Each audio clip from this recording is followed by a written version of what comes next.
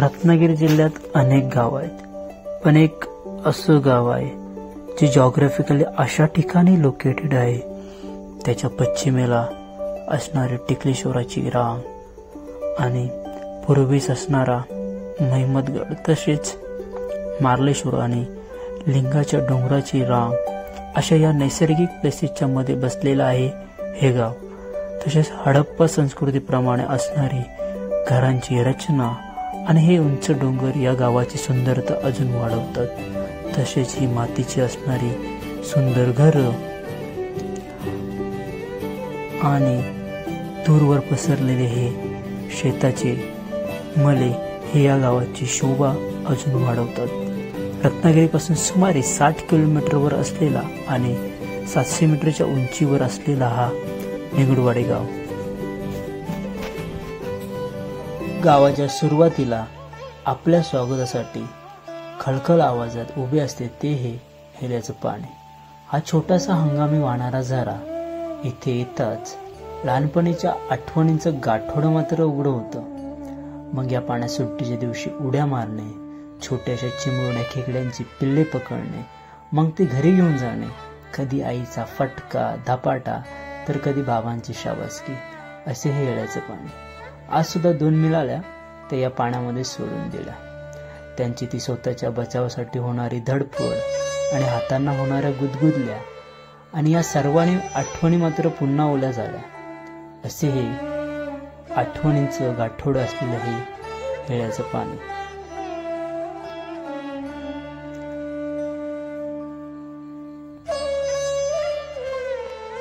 गावातील टॉपच्या पॉइंटवरून दिसणारा हा दृश्य अगदी नजरेत साठवून ठेवावा असा हा दृश्य. गावातील सकाळ ही नेहमी शेतीच्या तसेच इतर कामाच्या गडबडीने भरलेली असते. आता भात लावणीचे दिवस चालू असल्याने कामाचा वेग हा थोडा जास्त होता. प्रत्येक जण आपल्या कामात रमलेला दिसत होता. प्रत्येकाची आपली वेगळी अशी घाई दिसून येत होती.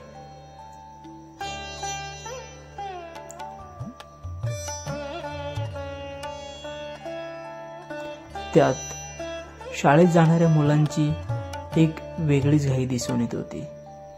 त्यांची छोटीशी शाळेच्या दिशेने पडणारी पावले, गावाची रचना इतकी युनिक कशा प्रकारे आहे, जी रचना आपल्याला सहजगत्या इतर गावांमध्ये दिसून येत नाही, ती या गावांमध्ये दिसून येते.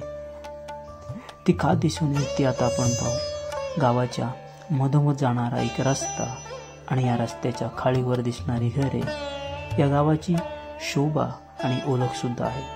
ज्याप्रमाणे हडप्पा संस्कृतीमध्ये घरांची रचना होती, तशीच काहीशी रचना आपल्याला इथून दिसून येते. अशी ही युनिक आणि वैशिष्ट्यपूर्ण रचना असलेला हा गाव आपल्याला दिसून येतो.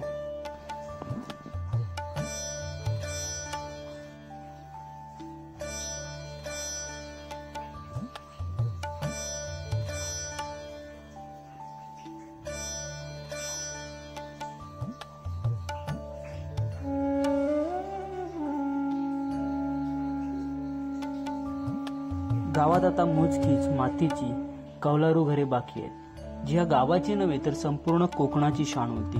पण आता काळाच्या ओघात ती नष्ट होत चालली आहेत. या घरांची विशिष्ट प्रकारे केलेली बांधणी, त्यासाठी विशिष्ट प्रकारे वापरलेले लाकडं, हे सर्व काही आता हरवत चाललेले आहे, बदलत चाललेलं आहे. या घरात येताच त्या जुन्या सर्व गोष्टी पूर्ण जाग्या मात्र होतात. ही एक विशिष्ट प्रकारची लॉकिंग सिस्टम, तसेच आतमध्ये दरवाजा उघडताच हा दिसणारा सुंदर नजारा. घराच्या एका कोपऱ्यामध्ये असलेलं हे देवाचं मंदिर,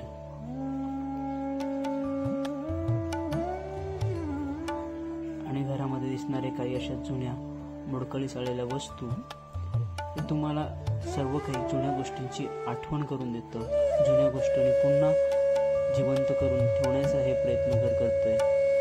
आणि हा किचनचा एक सेपरेट असा स्पेस असलेला आणि किचनच्या समोरच एक्झॉस्ट म्हणून एक छोटीशी खिडकी, ज्यातून लाकडांचा होणारा धूर बाहेर जाण्यासाठी हा एक विशिष्ट प्रकारचा एक्झॉस्ट म्हणून ही ठेवलेली खिडकी, हा वरती अडकवलेला लाकडी हँगर जो तेलाची किटली किंवा इतर काही गोष्टी अडकवण्यासाठी यूज व्हायचा.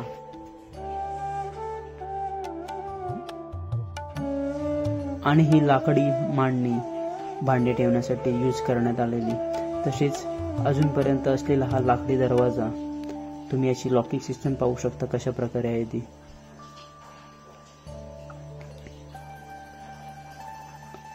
भांडे लटकवण्यासाठी असलेली ही, तसेच या सर्वत्र दिसणाऱ्या लाकडी खुंट्या, हवा खेळती राहण्यासाठी सर्व ठिकाणी असलेल्या या लाकडी खिडक्या. घराची उंची कमी असल्याने या अगदी जमिनीपासून कमी अंतरावर होत्या.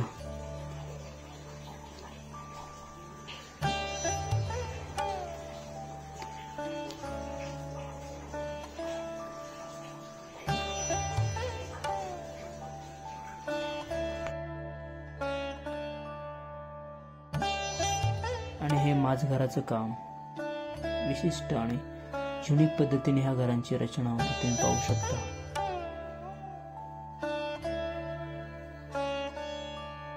असे हे लाकडी खुंटी आपल्या सर्व ठिकाणी दिसतील. आणि हा मसाला वगैरे वाटण्यासाठी केलेला छोटासा असा हा नॅचरल मिक्सर. आणि हे एक अजून जुन्या पद्धतीचं घर. दगडांच्या मध्ये अडकलेले खांब अजून उभे आहेत. ही लाकडी कोरीव काम, तसेच ही लाकडी प्राण्याचे मुखवट्याचे काम अजूनही या घराची सुंदरता ठेवून आहेत. पण कुठेतरी आपण या सर्व गोष्टी हरवत चाललेलो आहोत. गावात अनेक कला जपणारे कलाकार आहेत. त्यातील हा एक मूर्तिकार एकनाथ दादा, खूप निपुण असा हा कलाकार. त्याच्या मूर्तींची ख्याती ही खूप दूरवर पसरलेली आहे. विशेष म्हणजे साच्याच्या मोल्डिंगचं काम हे याच्यापेक्षा उत्कृष्ट येथील परिसरात तरी अजूनपर्यंत कोणी करतच नाही. मूर्तींना घडवणारा हा कलाकार खूप प्रेरणा देणारा आणि खूप साधा माणूस, पण याची कला ही खूप बोलकी आणि उत्कृष्टच दर्जाची आहे. असा हा एकनाथ दादा.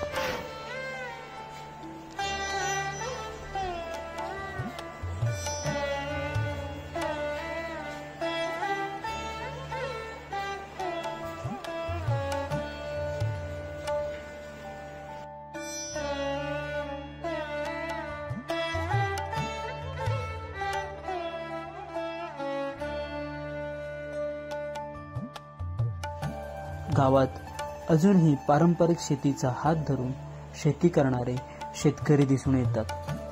त्यांचा पारंपरिकपणाचा नेहमीच अभिमान वाटतो आणि त्यांना त्यांचं पारंपरिक असणं खूप सुखाचं वाटतं. त्यांचं सुख या नांगर आणि बैलजोडीमध्ये लपलेलं आहे. जग कितीही टेक्नॉलॉजीने पुढे जावो, पण हे शेतकरी आपलं एकच परंपरा जोपर्यंत ते आहेत तोपर्यंत जपतील हे मात्र नक्की. तर एकीकडे आपल्याला आधुनिक पद्धतीने शेती करणारे तरुण दिसून येतात. एकीकडे मुंबईसारख्या ठिकाणी जाऊन नोकरी करणारे तरुण दिसतात. तर एकीकडे आपल्या शेतीला आधुनिक पद्धतीने पुढे नेणारे तरुण सुद्धा या गावात दिसून येतात. शेतीमध्ये आधुनिकपणा आणला तर आपल्याला गाव सोडून जाण्याची गरज नाही, अशी या तरुणांची टेंडन्सी आहे.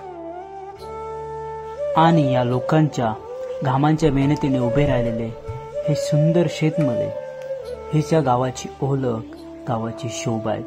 ते नेहमी असेच पसरलेले आणि बहरलेले राहोत. फिरता फिरता मध्येच गावात एका लहानपणीच्या मित्राची भेट झाली. काय सांगशील मग मला, गावाकडचं जीवन चांगलं की शहरातलं जीवन चांगलं? हा, गावाकडचं जीवन चांगलं की शहरातलं जीवन चांगलं? गावाला चांगलं. मुंबईला का नाही? मुंबईला नाही. का रे? मुंबईमध्ये फिरायला भेटत नाही, बसायला भेटत, बसून माणसं कंटाळतात. आणि इकडे गावाला कसं फिरायला भेटतं, अनाथ जायला भेटतं, भाजीवाला भेटतं चांगला. बरोबर, म्हणजे चांगलं जीवन चांगलं आहे गावाला. मग गावाला चांगला आहे. मुंबई आपला डोंगर आपला गाव आहे माणसं की. शहरात कंटाळा आहे, शहरात काय नाही. काय नाही. आणि आपण शेवटी येऊन पोचतो गावातील शेवटच्या आणि सुंदर अशा घरी. हिरवगर्द काजूच्या आणि आंब्याच्या तसेच चिकूच्या झाडांच्या मध्ये बसलेलं हे घर. इथे इतकी शांतता आहे की मन इथेच रमून राहतं. सुंदर साफसफाई असलेला परिसर आपल्या मनाला मात्र या घराच्या प्रेमात मात्र टाकतो. आणि आमच्या स्वागतासाठी सर्वात आधी आलेली ही मणिमाऊ आधी घाबरत होती, नंतर मात्र बिनधास्त. थोडंसं गुंजारल्यावर मग मात्र माझ्याशी मनमोकळेपणाने खेळू लागले.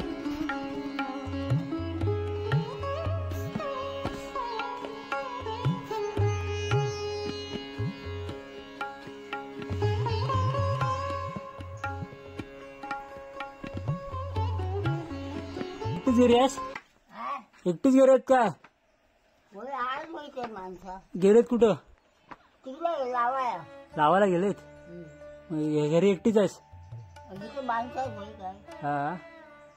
पान जमतं का चालायला? नाही, चालाय नाही जमत. ऐकायला येतं काय? ऐकायला चांगलं येतं. पडली होतीस ना मागे? कशी काय? इथे लागला असेल. आता बरं आहे काय? होय. वय किती झालं असेल आता? 100च्या वरती. चांगलं आहे. आता नातवंडाचं झालं लग्न नाही का? नातवंडाचं लग्न झालंय का? आता पितृंड होतील.